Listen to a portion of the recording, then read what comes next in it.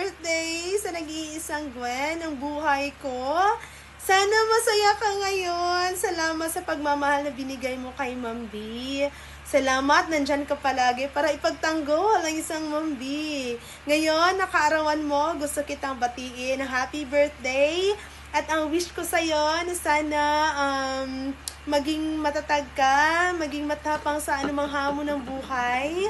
At sana lagi mong tatandaan na nandito lang ako kung kailangan mo ng kausap, kung kailangan mo ng kahit ano, nandito lang si Ma'am B para sa'yo. Happy birthday, Gwen! Sana masaya ka ngayon. Thank you dahil hindi mo ako sinukuan.